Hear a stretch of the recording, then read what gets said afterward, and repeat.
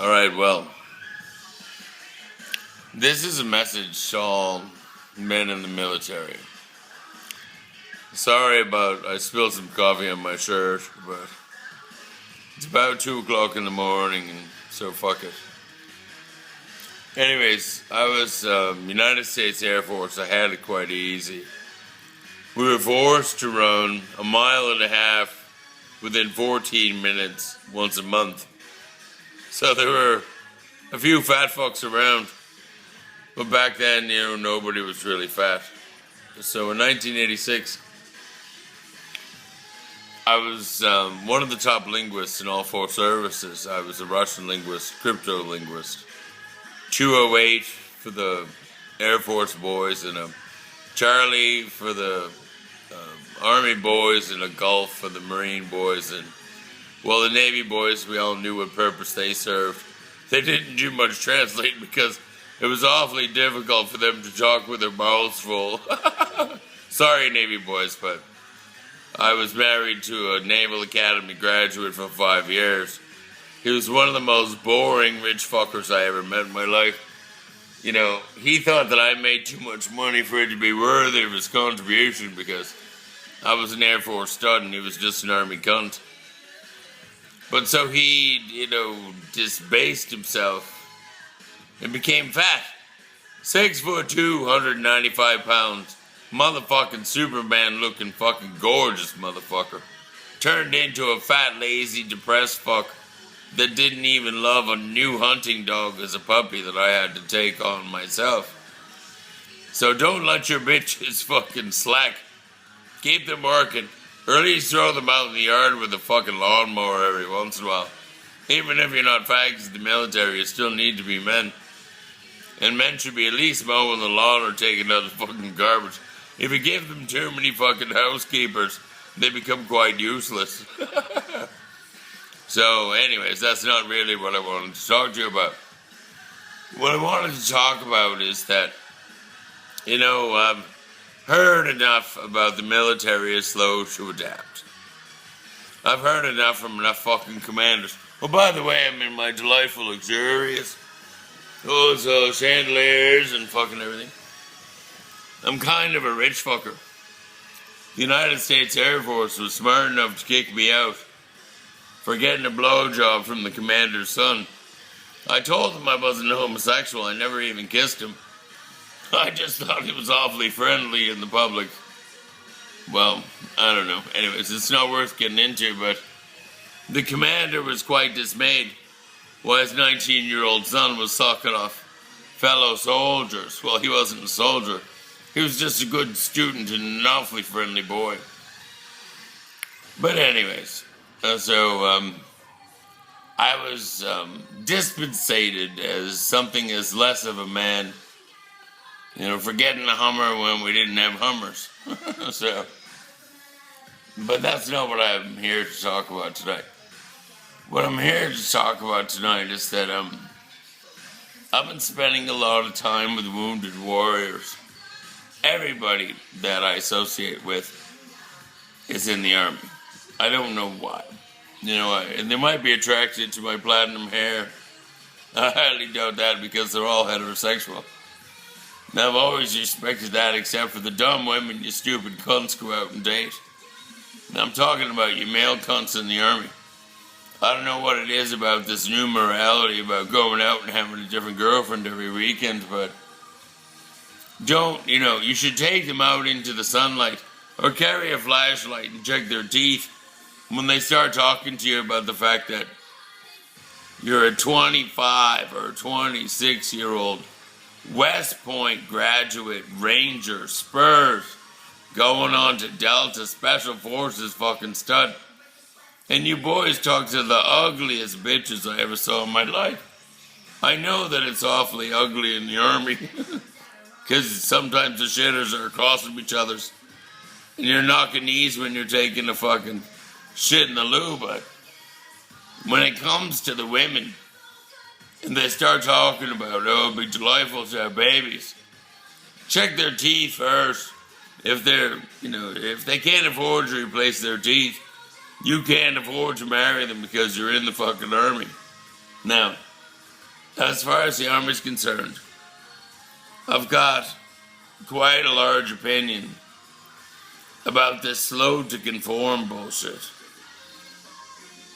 I spoke to some Army generals about the fact that, when you're in theater, you've got battle buddies. Sorry for so luxuriating while I'm having a chat with you about manhood, boys. But, the thing about manhood is that you know who your leaders are. Because men as men don't respect men that aren't their leaders.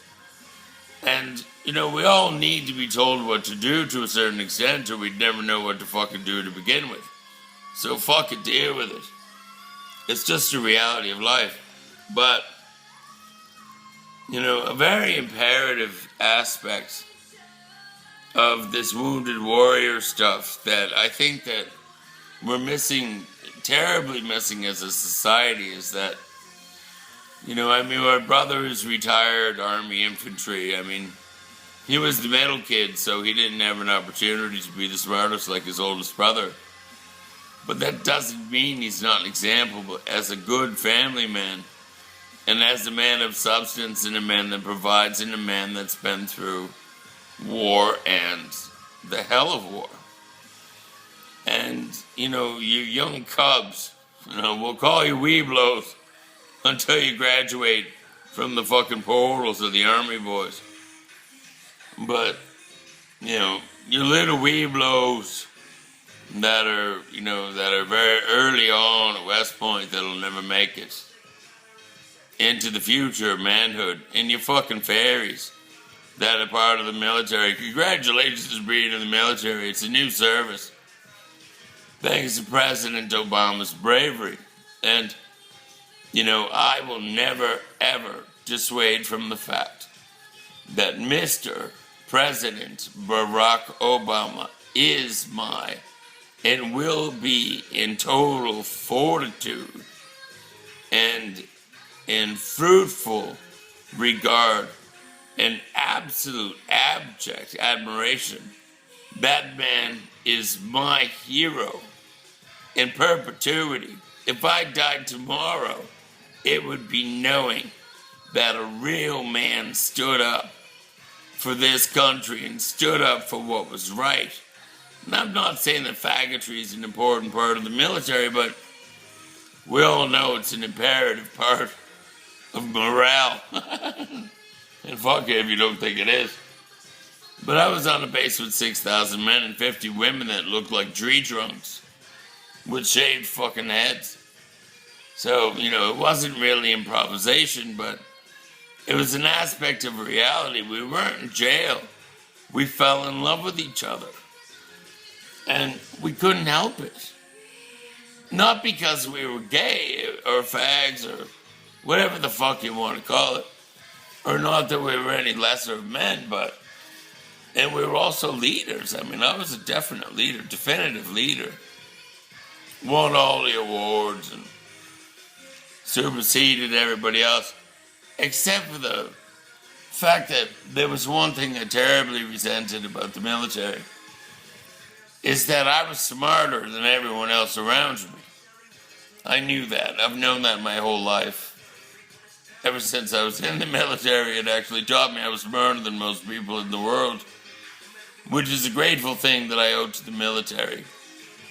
Until my last breath.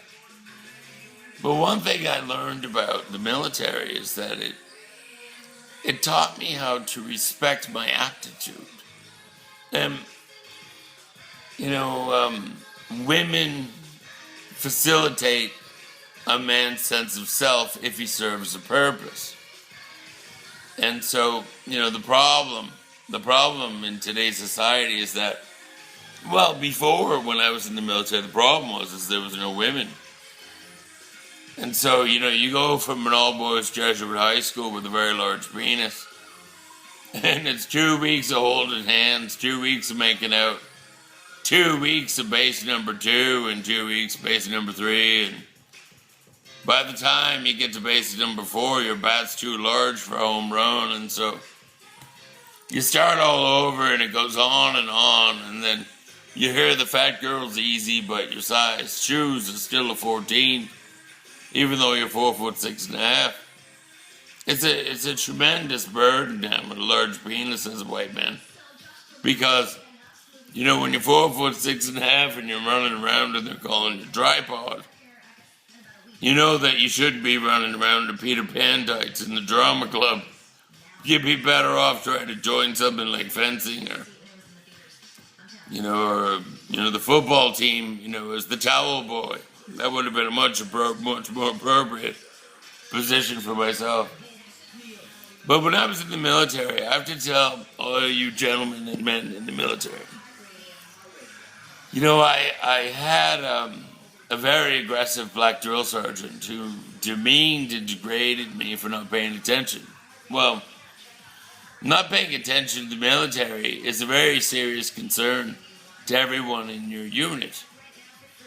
But I was a very distracted human being, and I was curious about everything except for formation and parade and left right, flank right, flank right, fucking whatever. Oh, Jesus. No, I don't know. This is your weapon. No, this is the weapon. This is your gun. Your weapons for fun. Your gun is for nuns. I don't fucking remember anyway. But I remember the fact that I wasn't very impressed, that I was supposed to be impressed by the things that I need to be impressed about. Because, the thing that the military trains you, it trains you to conform to the unity and the cohesion of an objective. Now, that's a very imperative aspect of anything that you want to achieve in life anyway. And so, a lot of people, when they leave the military, they feel quite alone because it's hard not to have a chow hall to go to, even if you don't like the fucking mashed potatoes. The day you can't go to a chow hall and have those fucking mashed potatoes and that terrible milk that comes from the fucking whatever it is out of the hose, but it turns out to be the most delightful milk you've ever had in your life, and then you can't walk down the hallway of your dorm and throw your laundry into a machine that doesn't ask for quarters, and go to the gym around the corner and hang out in the sauna and find a delightful Marine boy that's of course a bottom. I mean, there's not a single Marine on the planet that wants to be on top of a sexual situation. They throw their legs up in the air like with a little breeze. The whole squadron would fall. Well, they don't even call them squadrons. I forget what they call them. We should call them all fly girls in the Marines anyway. They're probably going to be a little bit pissed off about it, but they're trained to be so subservient to their own humanity that they become homosexual bottoms, and every one of them wants a big fucking tick up their ass. The Navy boys, they're awfully, they kind of suck. So, the Air Force, the fly boys, well, they have the log zippers, and any bitch that's got a 12-inch zipper, whether or not it's a delightful surprise underneath is irrelevant to the fact that the only real men that I've met from all the military services, and I served with all of them.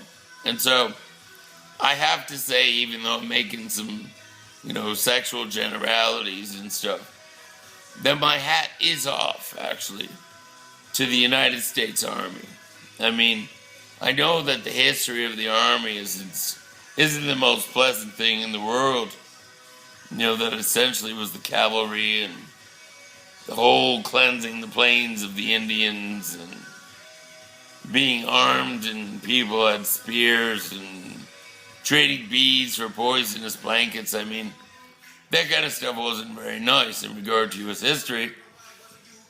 But there's a lot of things that we can learn from history in regard to the mistakes that have been made in the past. And so, besides my hat's off to the United States military, I want to say that, the men that I've met from the military that I admire the most happen to be the United States Army Rangers. I know there's a little bit of contention between the, for some reason, enlisted Army Rangers seem to think that the West Point Rangers had to kick up the fucking hill, but there's no such thing as a kick up the hill when you lose 30 to 40 pounds of your muscle mass.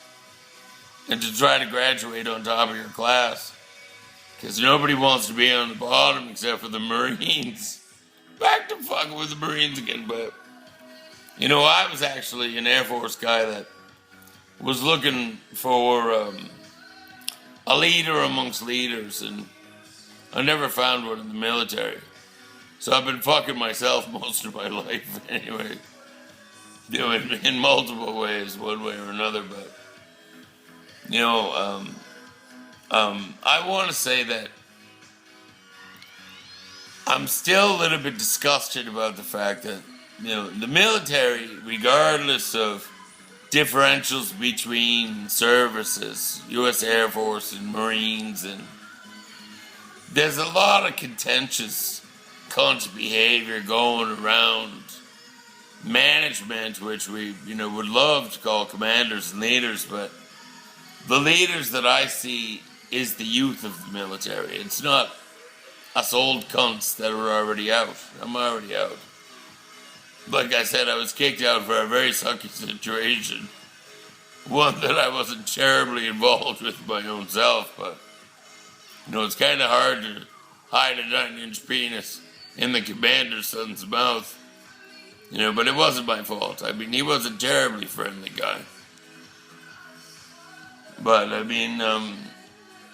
back to dictum of the military and predicating manhood over fortitude and fortune. And, if you look at the leaders of the world and a lot of things a lot of people say, I remember, when I was studying Russian history, Marxism, Leninism, and there's a lot of stuff about Nietzsche, and there was a lot of mysticism in the royalty of Russia and stuff as well, but there were, when Hitler was decimating and destroying humanity, to an nth degree, he would be interviewed and they would say, Adolf! The press would try to get in front of him. But his SS homosexual, fucking well-dressed, meth-shooting, fucked up guards and, leaders of these concentration camps were the most despicable human beings that have ever walked the planet. And they scattered a race of people. And the Jewish religion is actually a race. There are 2,200 religions in the world, but one thing that has never been discarded to atheism or some sort of a non-theological dispensation is Judaism. I've met Jews from every nationality and every culture in the world, but the fact that they identify themselves as Jews first,